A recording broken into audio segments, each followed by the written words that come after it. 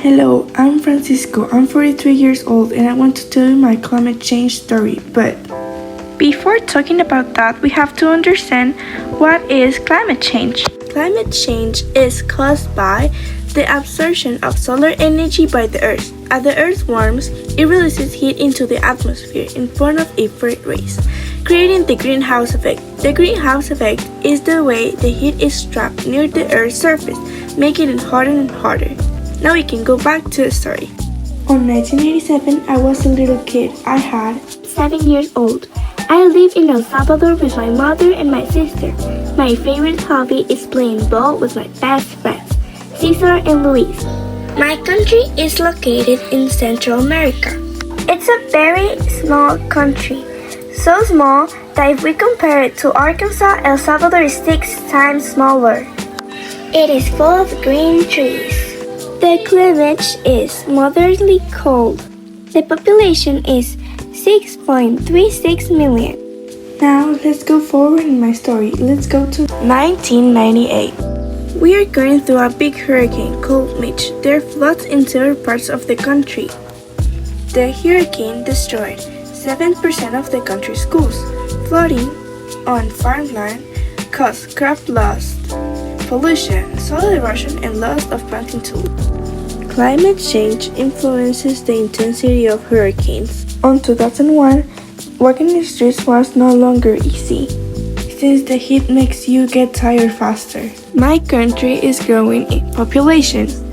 People are building houses where they shouldn't, because the slope of the land makes it dangerous to live there.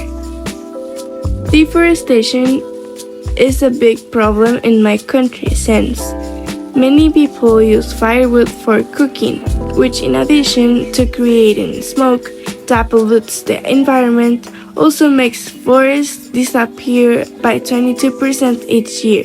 The overpopulation is another reason for cutting down trees.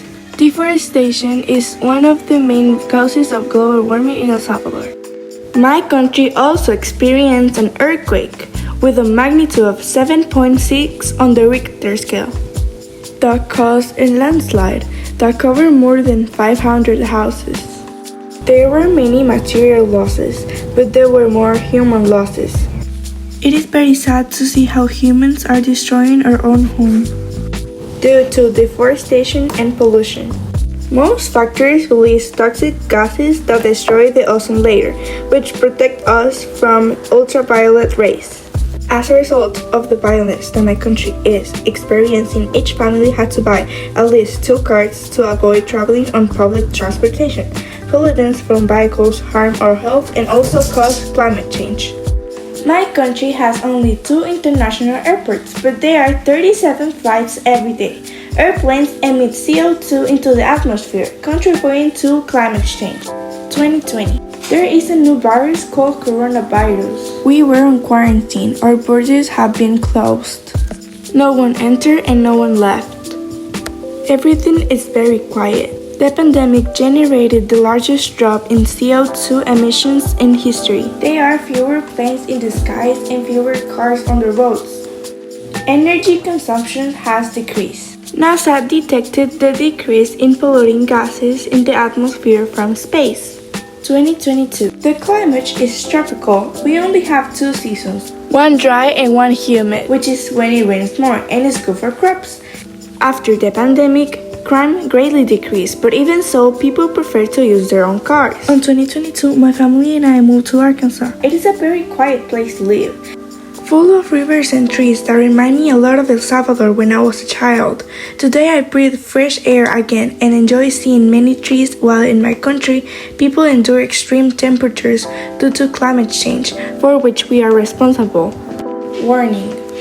Arkansas, wake up! You have trees and natural spaces. Don't lose them. Don't contaminate them. Instead of cutting down trees, plant more. If you're going to a nearby place, go walking. Don't use the car so much and don't burn garbage. This way, we can reduce climate change, since experts estimate that temperatures will reach 34.7 Fahrenheit more between 2030 and 2050 if it continues to increase at the current rate. We have to stop because I want my children to have a planet where they can play freely just like I once did.